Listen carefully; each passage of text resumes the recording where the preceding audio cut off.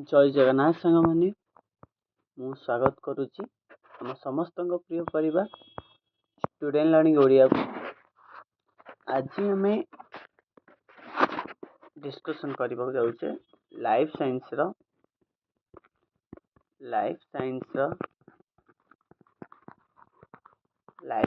कौन ना सप्तम अध्यायर आम परिवेश चैप्टर टी डिस्कसन करवा। एमसीक्यू गुड़िक इंपोर्टाट एमसीक्यू गुड़िक मुझेदेवी जहाँकि बोर्ड परीक्षा हेल्पफुल हम। आउ सांग मैंने हाथ में जमार भी टाइम नहीं कारण आम पाखे टाइम अच्छे 2 मंथ अच्छी आपण से 2 मंथ भितर आपण को फुल से निजर एफर्ट देकी भल भाव आपण मानक कौन करने पड़ो ना प्रैक्टिस करने पड़ो एवं आपण मानक जब भल स्कोर करा पड़ी दरकार तेज आपण मानकर फुल स्ट्राटेजी कि जो रूटीन अनुसार किपर पढ़ा किपर फुल रिविजन करवा एवं किपर सबू टॉपिक को आम कवर करवा से विषय अधिक ध्यान देवा उचित। से मु कौन कर डेली बेस कौन कर साइंस हिस्ट्री जियोग्राफी एमआईएल सबू चैप्टर गुड़िक मुझे छाड़ूची टॉपिक वाइज आपण मैंने चैनल को मोर आम समस्त विजिट करके देखिपारे बुझिपारे समस्ते एवं चैनल को समस्ते कौन करेंगे ना सब्सक्राइब करेंगे और वीडियो केमी लगुच आप कमेंट बॉक्स में कहे बुझिपारे। चलते बिना कौन डेरी आज क्लास टी स्टार्ट करवा। भलरे कहूँ सांग मैंने समस्ते भल भाव परिश्रम करूँ कारण 2 मास हाथ में टाइम रहा निज बापा माँ को जब खुशी आपण मैंने देखा चाहते ताले कौन करा पड़ो ना 10th आपण को भल मार्क रखा पड़ो बुझिपारे। लाइफ साइंस आम डिस्कसन करवा को अध्याय 7th अध्यायर क्वेश्चन गुड़िक देखो। फास्ट क्वेश्चन की जावा कौन ना सूर्य पृथ्वी दूरता केते किलोमीटर यहाँ रहा 149 न्यूट 149.6 न्यूट किलोमीटर रहा है कि भूपृष्ठर किलोमीटर वायुमंडल व्यापी केते किलोमीटर पर्यटन व्यापी से हूँ 640। आप जानी मेसोस्फीयर स्ट्रेटोस्फीयर थर्मोस्फीयर एक्सोस्फीयर ए रही आप देखिपारे। तब जा 3 नंबर को देखिए वायुमंडल जबक्षारजन परिमाण केते प्रतिशत ना जबक्षारजन प्रतिशत हूँ 78 और अम्लजान जानते आप 21% रही है। तब बाहरी अंगारकाम्ल रही 0.03%। इसी गोटे अंचल बसवास करुवा समस्त जीव निर्जीव मान को नहीं कौन गठित होता है ना सठिक आंसर हूँ option number B option number A हम परिसंस्था गठन होता है कौन होता है परिसंस्था गठित होता है। तापर 5 नंबर को जीवा 5 नंबर कहूँ परिसंस्थार सबुज उद्भिद मान मन रहा से कहूँ परिसंस्था सबुज उद्भिद मान आम कौन कह उत्पादक बोली कह बुझिपाल। उत्पादक सबुज उद्भिद मान को जो मैंने खाऊ उद्भिद मान को आम उत्पादक बोली कह किंतु परिवेश अणुजीव मान को आम कौन कह ना परिवेश अणुजीव मान को आम कह अपघटक जेको जिनस मरी जाऊ कि जो गाई गोरु हूँ जो मटी मिसी जाती चिल शागुण कि कुकुर खाई सारापर आउ जहाँ किसी अंश बची जाए ताको अपघटक मान मटी कौन कर दे मिसई दे था आप जानी। 7 नंबर देखो क्या सकल शक्तिर आधार बोली कहुए आम सूर्य को आमर सकल शक्तिर आधार बोली विवेचित करा क्यों वैज्ञानिक इकोसिस्टम शब्दर प्रचलन करते सी कहते आमर एजी डांसेल इकोसिस्टम शब्दटी को से कौन करते प्रचलन करते। जा इकोलोजिकल पिरामिड धारणा प्रथम किए देते सी होती चार्ल्स एल्टन देते किए देते चार्ल्स एल्टन देते। तब क्वेश्चन कहूँ किए एक सूक्ष्म पोषक अटे ना जो सूक्ष्म पोषक कथा देखा आमर एफ अटे लुहा ବୁଝିपाइल। ତାପରେ ଦେଇଛି 10% ନିୟମ କିଏ ପ୍ରଚଳନ କରିଥିଲେ ନା 10% ନିୟମ ର R.L. ଲିଣ୍ଡେମାନ ଦେଇଥିଲେ। R.L. ଲିଣ୍ଡେମାନ। ତାପରେ କ୍ୱେଶ୍ଚିନ୍ କହୁଛି ସାଙ୍ଗମାନେ ଦେଖନ୍ତୁ, କେଉଁଠି ପରିସଂସ୍ଥାର ଏକ ଅଜୈବିକ ଉପାଦାନ ଅଟେ? ନା ତା ସଠିକ୍ ଆନ୍ସର ହେଉଛି ଅପସନ୍ ନମ୍ବର ସି ହେବ ମାଟି। ମାଟି ହେଉଛି ଏକ ଅଜୈବିକ ଉପାଦାନ। ଅଜୈବିକ କହିଲେ ଯାହାର ଜୀବନ ନାହିଁ, ଜୈବିକ କହିଲେ ଯାହାର ଜୀବନ ଅଛି। ହେଲେ ସବୁଜ ଉଦ୍ଭିଦରେ ତ ଜୀବନ ଅଛି, ଆଉ ତୃଣଭୋଜୀରେ ତ ଜୀବନ ଅଛି, ଆଉ ଅପଭୋଜ୍ୟରେ ମଧ୍ୟ ଜୀବନ ଅଛି, କିନ୍ତୁ ମୃତ୍ତିକାର ନାହିଁ। ବୁଝିପାରିଲେ। ତାପରେ କ୍ୱେଶ୍ଚିନ୍ କହୁଛି ସବୁ ପ୍ରକାର ପ୍ରାଥମିକ ଭକ୍ଷକଙ୍କୁ ପରିସଂସ୍ଥାରେ କ'ଣ କୁହାଯାଏ? ଆର ସଠିକ୍ ଆନ୍ସର ହେଉଛି ତୃଣଭୋଜୀ ପ୍ରାଣୀ ବୋଲି କୁହାଯାଏ। କ'ଣ କୁହାଯାଏ? ତୃଣଭୋଜୀ। ତାହେଲେ ସମସ୍ତ ଭକ୍ଷକ ବା ଦ୍ୱିତୀୟ ଭକ୍ଷକ ମାନଙ୍କୁ ପରିସଂସ୍ଥାରେ କ'ଣ କୁହାଯାଏ?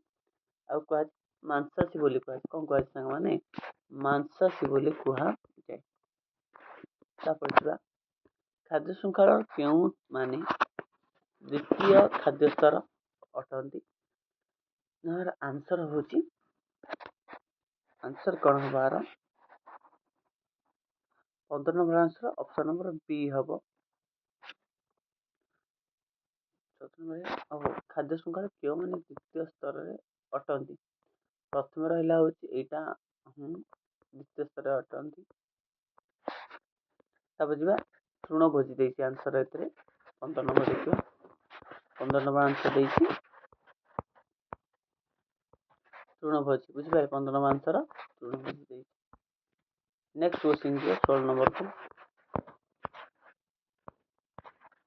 ଯେକୌଣସି ଖାଦ୍ୟ ଶୃଙ୍ଖଳାରେ ଅତି ବେଶୀରେ କେତୋଟି ଖାଦ୍ୟ ସ୍ତର ରହିପାରିବ?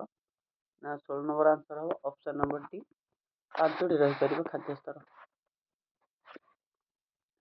ତାପରେ ଯିବା ଭାରି କେଉଁ ଖାଦ୍ୟ ସ୍ତରରେ ଶକ୍ତି ପରିମାଣ ସବୁଠାରୁ କମ୍? ସଠିକ୍ ଆନ୍ସର ହେଉଛି ଅପସନ୍ ନମ୍ବର ସି ପଞ୍ଚମ। କ'ଣ ହେବ? ପଞ୍ଚମ। ନେକ୍ସଟ ଯିବା କେତେ ନମ୍ବର? 18 ନମ୍ବରକୁ ଯିବା। କ୍ୱେଶ୍ଚିନ୍ କହୁଛି ପରିସଂସ୍ଥାର ଶକ୍ତି ପ୍ରବାହ କିପରି ହୋଇଥାଏ? ଆର ଆନ୍ସର ହେଉଛି ଅପସନ୍ ନମ୍ବର ବି ଏକତରଫା ଭାବରେ ହୋଇଥାଏ। ଆନ୍ସର ଏକତରଫା ଭାବରେ ହୋଇଥାଏ। ପରିସଂସ୍ଥାରେ ଶକ୍ତି ପ୍ରବାହ ତାପଶକ୍ତି ବିଜ୍ଞାନରେ କେତୋଟି ନିୟମ ପାଳନ କରାଯାଏ? ଆନ୍ସର ହେଉଛି 2ଟି ନିୟମକୁ କ'ଣ କରାଯାଇଥାଏ? ପାଳନ କରାଯାଇଥାଏ। ତାପରେ ଯିବା 20 ନମ୍ବର କ'ଣ କହୁଛି? ତାପଶକ୍ତି ବିଜ୍ଞାନର କେଉଁ ନିୟମ ଅନୁସାରେ ଶକ୍ତି ସୃଷ୍ଟି ହୁଏ ନାହିଁ କି ବିନାଶ ହୁଏ ନାହିଁ? ଆର ଆନ୍ସର ହେଉଛି ଅପସନ୍ ନମ୍ବର ଏ ହେବ ପ୍ରଥମ। କ'ଣ ହେବ ଆନ୍ସର? ପ୍ରଥମ ହେବ ଆନ୍ସର। ତାପରେ 21 ନମ୍ବର କହୁଛି ନିମ୍ନୋକ୍ତ ମଧ୍ୟରୁ କେଉଁ ଇକୋଲୋଜିକାଲ ପିରାମିଡ ଉଭୟ ସଳଖ ଓ ଓଲଟା ହୋଇପାରେ? ଆନ୍ସର ହେଉଛି ସଂଖ୍ୟା ପିରାମିଡ। ଜୀବ ଶରୀରର ପାଇଁ ଅଧିକ ଆବଶ୍ୟକ ପୋଷକ ଗୁଡ଼ିକୁ କ'ଣ କୁହାଯାଏ? ସଠିକ୍ ଆନ୍ସର ହେଉଛି ଅପସନ୍ ନମ୍ବର ବି ସ୍ଥୂଳ ପୋଷକ ବୋଲି କୁହାଯାଏ। ତାପରେ 23 ନମ୍ବର କେଉଁ ବ୍ୟାକ୍ଟେରିଆ ଯବକ୍ଷାରଜାନ ବିବନ୍ଧନ କରିଥାଏ? 23 number answer option number A Azotobacter ବୋଲି କୁହାଯାଏ। 27 ନମ୍ବର ଯିବା ବାୟୁମଣ୍ଡଳ କେଉଁ ଗ୍ୟାସର ବୃଦ୍ଧି ଏବଂ ବିଶ୍ୱତାପନ ପାଇଁ ଦାୟୀ ଅଟେ?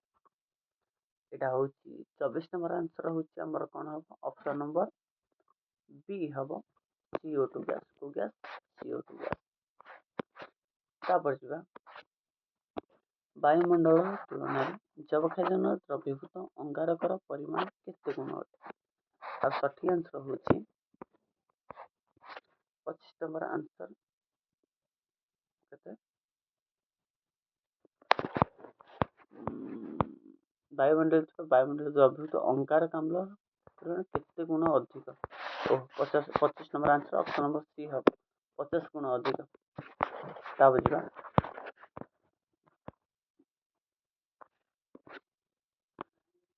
ଡାଲି ଜାତୀୟ ଫସଲର ଚେର କେଉଁ ବ୍ୟାକ୍ଟେରିଆ ଯବକ୍ଷାରଜାନ ବିବନ୍ଧନ କରେ?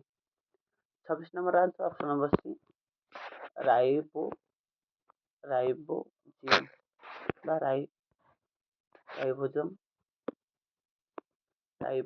ରାଇଜୋବିୟମ ହେଲା। ତାପରେ 27 ନମ୍ବରକୁ ଯିବା ବିଜୁଳି ଯୋଗୁଁ ଯବକ୍ଷାରଜାନ ଓ ଅମ୍ଳଜାନ ରାସାୟନିକ ବିବନ୍ଧନରେ କ'ଣ ସୃଷ୍ଟି ହୁଏ? ନା 27 ନମ୍ବର ଆନ୍ସର ଅପସନ୍ ନମ୍ବର ଏ, ନାଇଟ୍ରୋଜେନ୍ ଅକ୍ସାଇଡ୍ ସୃଷ୍ଟି ହୁଏ। 28 ନମ୍ବର ଥିବା ପ୍ରୋଟିନ୍ରୁ ଆମୋନିଆକୁ ବାହାର କରି ନାଇଟ୍ରେଟ୍ ପରିଣତ କରୁଥିବା ବ୍ୟାକ୍ଟେରିଆକୁ କ'ଣ କୁହାଯାଏ? 28 ନମ୍ବର ଆନ୍ସର ଅପସନ୍ ନମ୍ବର ବି, ନାଇଟ୍ରିଫାଇଂ ବ୍ୟାକ୍ଟେରିଆ ବୋଲି କୁହାଯାଏ। କେଉଁ ସଂସ୍ଥା ଗୋବର ଗ୍ୟାସ୍ ଧୂମହୀନ କୋଇଲା ଓ ଚୁଲାର ବ୍ୟବସ୍ଥା ପାଇଁ କାର୍ଯ୍ୟ କରୁଛି? 29 ନମ୍ବର ଆନ୍ସର ଅପସନ୍ ନମ୍ବର ଏ ହେବ, କେରଳ ଶାସ୍ତ୍ର ସାହିତ୍ୟ ପରିଷଦ। ଆଜିର ଲାଷ୍ଟ କ୍ୱେଶ୍ଚିନ୍ ଦେଖିବା, କେଉଁମାନଙ୍କୁ ସ୍ୱଭୋଜୀ କୁହାଯାଏ? ସେ ହେଉଛି ଅପସନ୍ ଡି, ସବୁଜ ଉଦ୍ଭିଦ। ପିଲାମାନେ, ମୁଁ ଆଉ ଥରେ ଆପଣମାନଙ୍କୁ ଭଲ ଭାବରେ କହୁଛି, ଆପଣମାନଙ୍କର ବାପା ମାଆଙ୍କର ଯଦି ଖୁସି ଚାହୁଁଛନ୍ତି ତେବେ ଆପଣମାନଙ୍କୁ କ'ଣ କରିବାକୁ ପଡ଼ିବ? ପରିଶ୍ରମ ହିଁ କରିବାକୁ ପଡ଼ିବ। ଏବଂ ଯେଉଁମାନେ ପରିଶ୍ରମ ନ କରନ୍ତି ସେମାନଙ୍କୁ ଯେମିତି ହେଲେ ମାର୍କ କମିବ। ସେଥିପାଇଁ ସମସ୍ତଙ୍କୁ କହୁଛି, ଆମର ଏଇ ଚ୍ୟାନେଲକୁ ସବସ୍କ୍ରାଇବ୍ କରିକି ରଖିଥାନ୍ତୁ, କାରଣ ଏଇ ଚ୍ୟାନେଲ ହିଁ ସମସ୍ତ ପ୍ରକାର ଇମ୍ପୋର୍ଟାଣ୍ଟ MCQ ସହିତ ବେସିକ୍ କ୍ଲାସ୍ ମଧ୍ୟ ହେଉଛି, ଆପଣମାନେ ଦେଖିଦେଇପାରିବେ। ଏବଂ ସିଲେକ୍ସନ୍ ମଧ୍ୟ ଦିଆଯାଉଛି, ସିଲେକ୍ସନ୍ କ୍ୱେଶ୍ଚିନ୍ ମଧ୍ୟ ଦିଆଯାଉଛି, ଆପଣମାନେ ତାକୁ ମଧ୍ୟ ପ୍ରାକ୍ଟିସ୍ କରିପାରିବେ। ବୁଝିପାରିଲେ ସାଙ୍ଗମାନେ? ଏବଂ ଆ ପୂର୍ବରୁ ଲାଇଫ୍ ସାଇନ୍ସର ଜନନ ଯାଇଛି, ନିୟନ୍ତ୍ରଣ ସମନ୍ୱୟ, ରେଚନ, ଶୋଷଣ ସବୁ ବିଷୟ ଛଡ଼ାଯାଇଛି। ଆପଣମାନେ ମଧ୍ୟ ଚ୍ୟାନେଲକୁ ଭିଜିଟ୍ କରିକି ଦେଖିଦେଇପାରିବେ। ବୁଝିପାରିଲେ? ନହେଲେ ମୁଁ ଲିଙ୍କ୍ ଦେଇଦେବି ଡେସ୍କ୍ରିପ୍ସନ୍ରେ, ଆପଣମାନେ ଭିଜିଟ୍ କରିକି ମଧ୍ୟ କ୍ଲାସ୍ ଗୁଡ଼ିକୁ ଦେଖିପାରିବେ। ବୁଝିପାରିଲେ ସମସ୍ତେ? ରହୁଛି। ଭିଡ଼ିଓଟି କେମିତି ଲାଗିଲା ଆପଣମାନେ କମେଣ୍ଟ ବକ୍ସରେ ଜଣାଇବେ।